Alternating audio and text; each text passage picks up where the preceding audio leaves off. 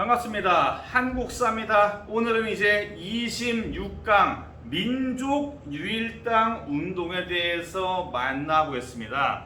시작하기에 앞서서 민족유일당 운동의 단어를 보자면은 민족이 하나의 단체를 만들자는 겁니다. 당시에 우리 민족은 이따가 배우겠지만은 민족주의와 사회주의로 계열이 나뉘어 있었는데 이거를 하나로 합치자, 하나의 민족은 하나의 단체를 가지고 합동해서 연합해서 민족운동을 전개하자라는 의미입니다. 이 점을 염두에 두시고 이제 진행해 보겠습니다.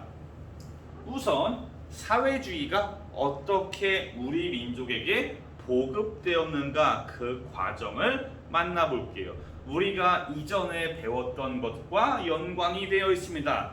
러시아 혁명을 통해서 제정 러시아가 붕괴되고 이제 소비에트 연방이 들어섭니다. 블라디미르 레닌이 임시정부를 타도하고 소비에트 정부를 만들고 소비에트 연방을 만들었는데 이 코민테른을 바탕으로 전 세계의 사회주의자와의 연대를 중시했습니다. 레닌은 사회주의를 전 세계에 보급하고 성장시키기 위해서 억압받는 식민지의 민족운동을 지원해 줄 것을 약속하고 실제로 지원을 해 줍니다. 그러자 식민지로 고통받는 민족들 내부에서는 사회주의를 보니까 우리를 많이 지원해주네? 우리도 뭐 사회주의를 한번 따라가 볼까? 라는 식으로 사회주의가 많이 전파가 되었고 이거는 우리 민족도 마찬가지입니다. 그래서 이 블라디미르 레닌의 등장 이후에 뭐 연해주라던가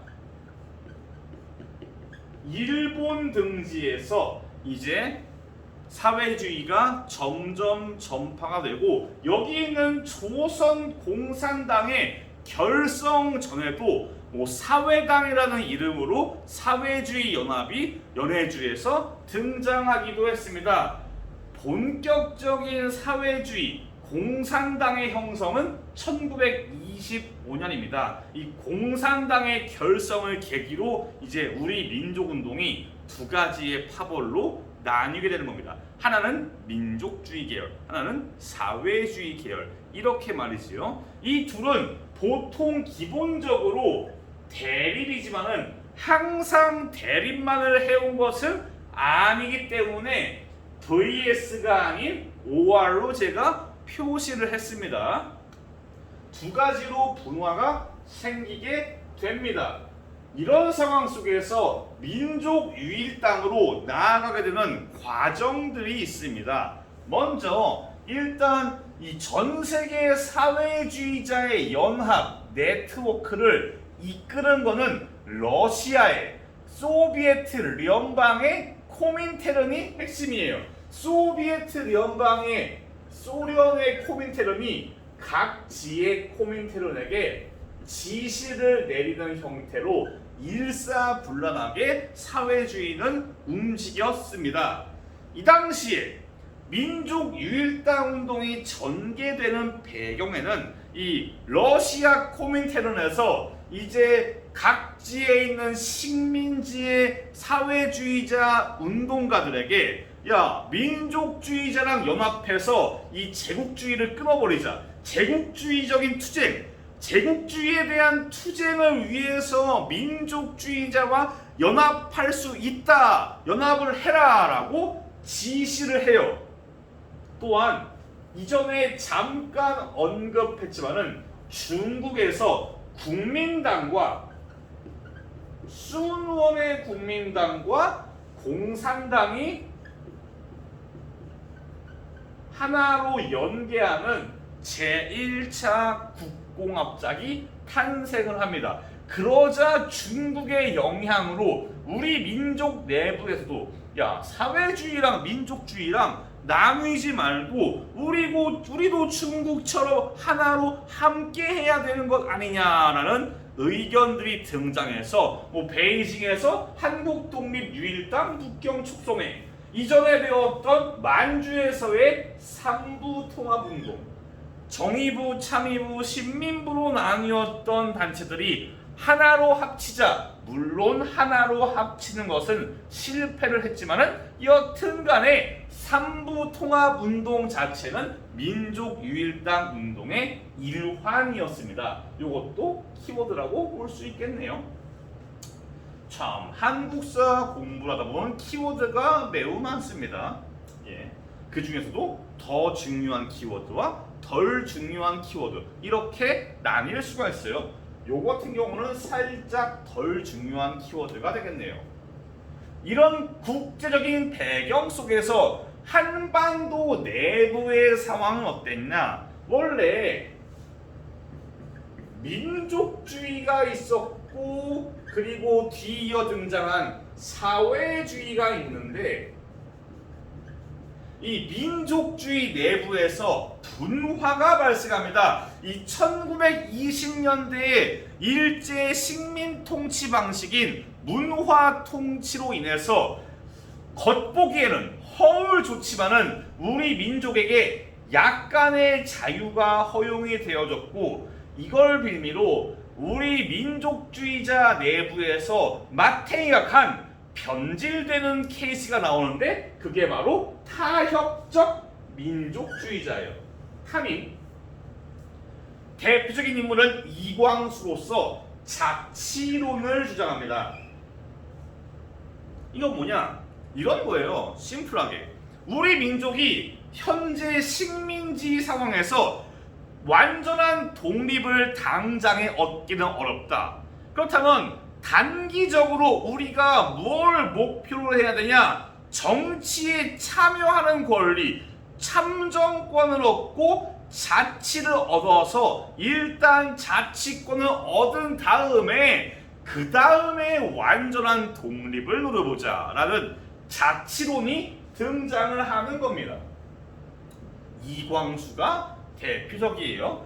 실력 양성 운동이 조금 더 변질되면 이런 형태가 나와요. 우리가 완전한 독립이 어려우니까 이제 실력을 양성해서 정치적인 자치를 얻자, 단기적인 목표로 그렇게 나아가자라고 변질되어집니다. 즉 여기 민족주의가 타협적 민족주의가 등장을 하는 겁니다. 자연스럽게 어떤 애들도 있냐? 타협 개소리 하네. 비타협적 민족주의자, 비타민들이 등장을 하는 겁니다. 자, 사회주의는 어땠나? 이전에 제가 일본사를 할 때 언급을 하기도 했고, 1920년대에 식민 통치를 배울 때도 언급을 했습니다. 1925년에 치안유지법으로 일제는 사회주의 운동을 탄압합니다. 우리 민족의 사회주의도 그렇지만은 일본 전체 내에서의 모든 사회주의 운동에 대한 탄압이었고, 당연히 우리 민족의 독립운동과 사회주의 계열의 독립운동가들도 여기에 타겟이 되어가지고 많이 탄압을 받았습니다. 즉 두 가지의 상황이에요. 민족주의는 분열되어서 투쟁을 이어가게 되고, 사회주의는 탄압을 받았다. 즉 민족주의와 사회주의 둘 다 풀 컨디션, 정상적인 상태가 아닌 겁니다. 이 와중에 다음 시간에 배울 60만세 운동을 통해서 이 60만세 운동으로 사회주의와 민족주의, 천도교 민족주의가 연합을 했는데, 물론 이 60만세 운동의 준비 과정에서 민족주의자와 사회주의자 모두 이제 사전에 발각되어서 검거가 되는데, 이 과정에서 민족주의자와 사회주의자가 연합에 대한 필요성을 느끼고 상대방에 대한 연합에 대한 그런 열망이 생겨요. 야, 보니까 우리가 사회주의랑 연합을 해보니까 괜찮더라. 민족주의 부르주아 새끼들도 연합해보니까 제법 민족운동을 할만하더라. 이런 식으로 양자 간의 거리감이 좁혀지는 원인 중에 하나가 60만세 운동이었던 것입니다. 그래서 이 60만세 운동으로 좁혀진 거리감은 이어서 조선민흥회가 결성되고 사회주의 단체에서 정오의 선언을 발표하면서 이제 본격적으로 유일당 운동으로 전개가 되는 겁니다. 오늘 내용은 그렇게 많지가 않아요. 주로 컨셉은 오늘은 민족 유일당 하나만 가는 겁니다. 민족 유일당 운동이 어떤 배경 속에서 탄생을 했고 이 유일당 운동으로 탄생한 신간회, 즉 학습 포인트가 두 가지로 나뉘는 겁니다. 여튼 배경도 잘 알아두시는 게 좋겠죠. 아까 제가 여기에 그렸던 것을 교과서에도 있고 여기 171페이지 위에도 있고 제가 화면으로도 가져왔습니다. 이게 우리 민족운동의 분화 과정입니다. 이 사회주의는 치안유지법으로 세력이 깎여가고 있고 민족주의 세력은 타협적 민족주의의 등장으로 비타협적 민족주의, 비타민들이 매우 활동하기에 어려운 상황이에요. 이 서로가 어려운 상황 속에서 신간회가 결성되고 여기 있는 사쿠라들, 이 타협적 민족주의자들은 자치운동으로 전개가 되는 겁니다. 나중에 이광수는 이런 말을 해요. 우리 민족이 독립할 줄 나는 몰랐다 라고 말하면서 자기의 친일 행각에 대한 변명을 하기도 합니다. 1920년대의 문화통치는 이광수의 사례처럼 이렇게 변질되어 가고 친일 세력이 많이 등장하는 교묘한 식민 통치였어요. 자, 여튼 이렇게 신간회가 탄생되는 배경을 받고 이런 민족 유일당을 위한 노력, 여기 있는 정오의 선언 같은 이런 노력 끝으로 결국 신간회가 결성이 됩니다. 회장은 이상제, 부회장은 홍명희. 이상제는 밀립대학 설립운동을 주도했던 민족주의자이고 홍명희는 사회주의자예요. 여기에서 회장과 부회장이 결성이 되고 이제 강령이 채택되는데 강령은 110페이지 위에도 있습니다. 요게 신간회 강령입니다.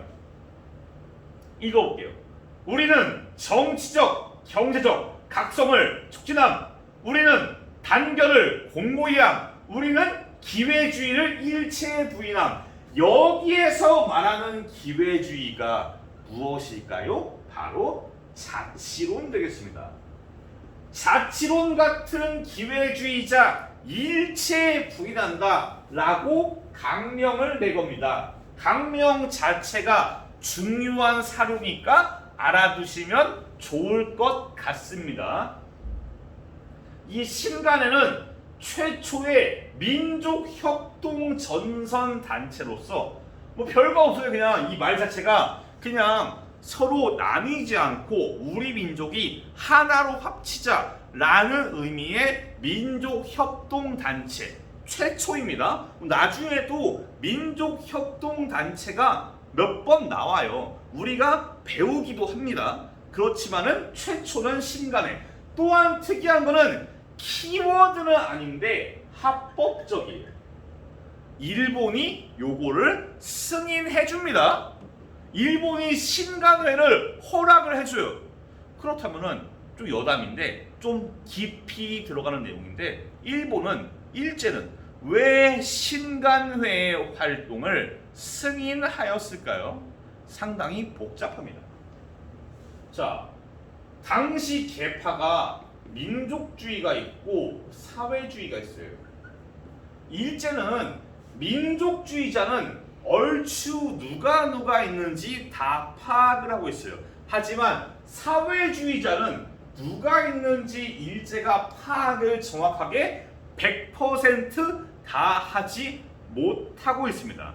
그렇다면은 일제는 신간회의 창설을 허락한 다음에 신간회 멤버에서 민족주의자를 뺀다면 나머지는 누가 나올까요? 사회주의자가 나와요. 이렇게 일제는 사회주의자들의 인력을 인원 편성을 누가 사회주의자인지 파악할 수 있게 하기 위해서 신간회 창설을 허락합니다. 특이하게 합법적인 단체고 자매 단체도 있어요. 이거는 교과서 본문에는 없지만은 171페이지 아래쪽에 자료 2번에 동그라미 세 번째 여성 문제에서 근우회라는 게 나와요. 근우회. 근우회는 바로 자매 단체입니다. 본문에는 없어요. 하지만 아래에 있습니다. 분명히 교과서에는 들어와 있습니다. 근우회는 여성단체도 사회주의 여성단체가 있고 민족주의 여성단체가 있어요. 사회주의와 민족주의로 나뉘어 있던 여성운동단체가 하나로 합친 여성계의 민족협동전선단체가 근우회입니다. 중요한 단체긴 한데 본문에는 없어요. 하지만 그래도 키워드로서의 가치는 충분히 있습니다. 신간회는 어떠한 활동을 하냐? 전국 각지로 강연 활동을 하면서 식민지 일제를 비판합니다. 하지만 직접적으로 비판을 하지 못해요. 왜냐? 합법적인 단체이고 당시 20년대는 집회와 결사의 자유가 제한적으로 존재되었어요. 이 말은 뭐냐? 강연 활동을 할 때 뒤에 순사와 경찰들이 감시를 하고서 혹시라도 일본의 식민지 통치에 대한 비난을 하나 매의 눈으로 지켜보고 있었습니다. 그렇기 때문에 직접적으로 비판하지 못했지만은 돌려가는 디스의 형태로 식민지에 대한 비판을 하고 있었습니다.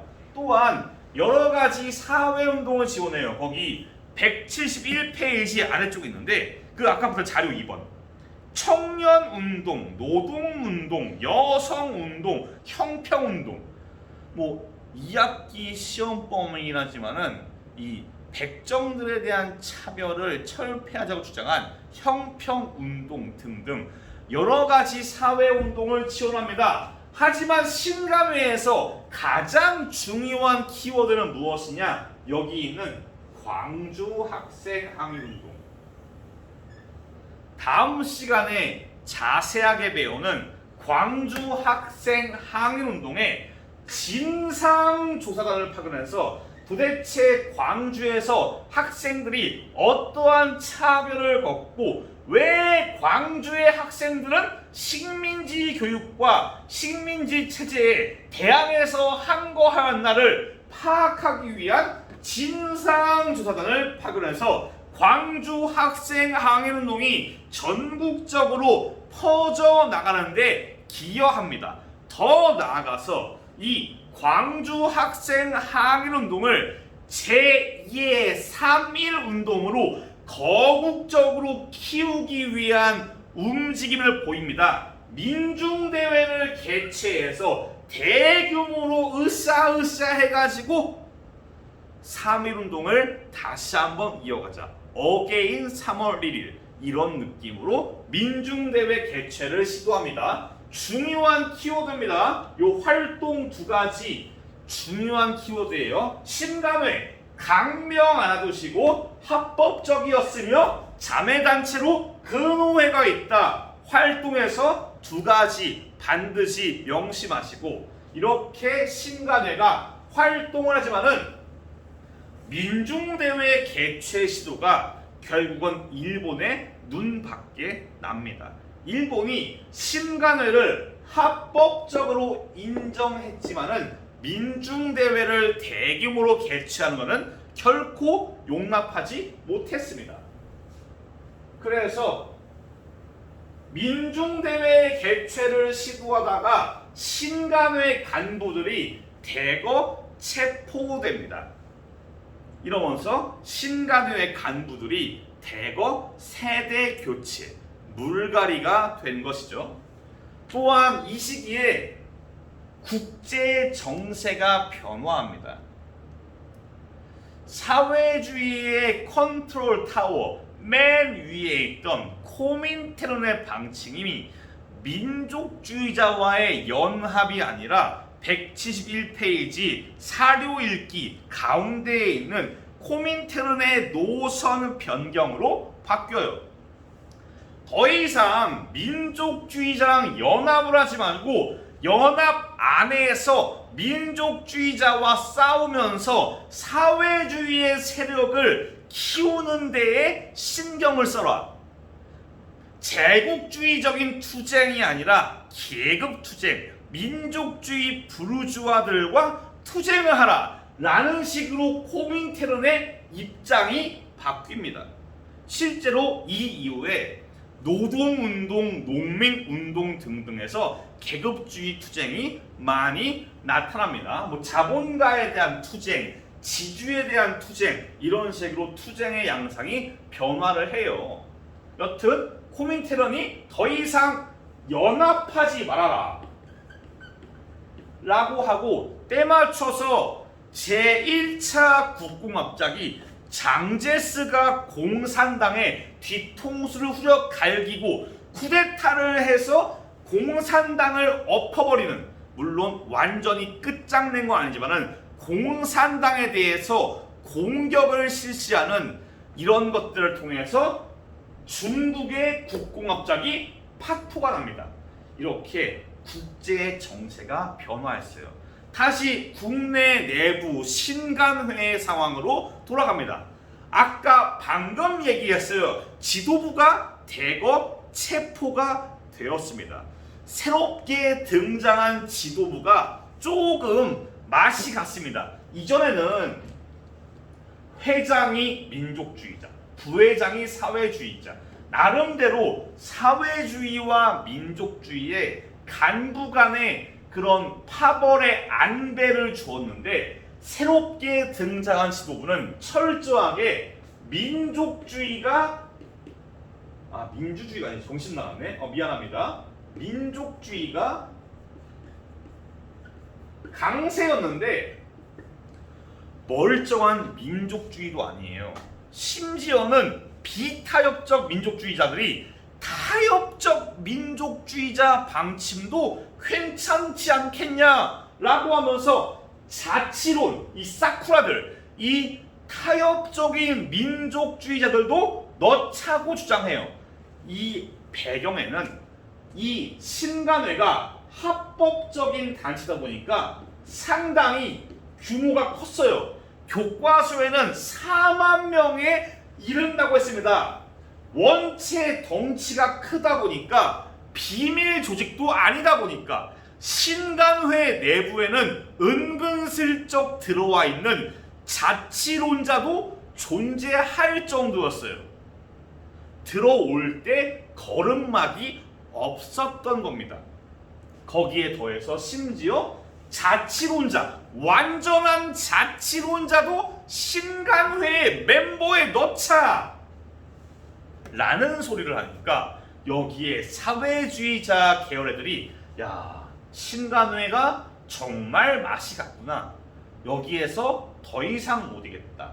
내부에서 이제 사회주의자들이 이런 상황에 대해 반발하면서 신관의 내부에서 노선 갈등, 사회주의자와 민족주의자의 갈등이 발생하고 결국 이거는 31년 5월달에 신간회가 해소됩니다. 왜 해체, 해산이 아니라 해소이냐?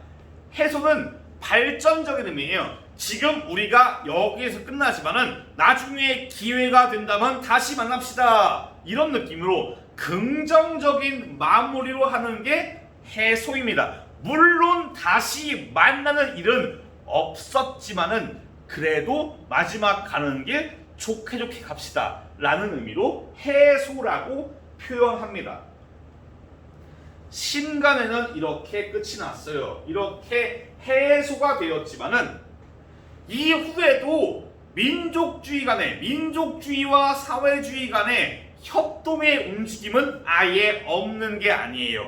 나중에 2학기 때 배우지만은 김구의 임시정부가 사회주의 계열인 김원봉이라던가 김두봉에게 통합의 시그널을, 통합의 제스처를 취하는 자체도 이런 거에 영향이 없잖아 있는 겁니다. 여튼 이 신간에는 통합된 민족운동으로서 가치를 가집니다. 신간회가 자체가 우리의 주제이기도 하고 이 자체가 상당히 중요한 키워드 중에 하나입니다. 보통 여러분들 선배들이 모의고사를 본다 싶으면은 신간회는 한 3번 중에 1번 이상 나옵니다. 그만큼 중요한 주제로서 여러분들이 잘 알아두셔야 됩니다. 이해가 되셨나 모르겠습니다. 오늘 수업은 여기까지입니다. 다음 시간은 시험 범위의 마지막 1920년대 학생운동이 어떻게 전개되었는가를 만나보겠습니다. 고생 많았습니다. 다음 시간에 뵐게요. 감사합니다.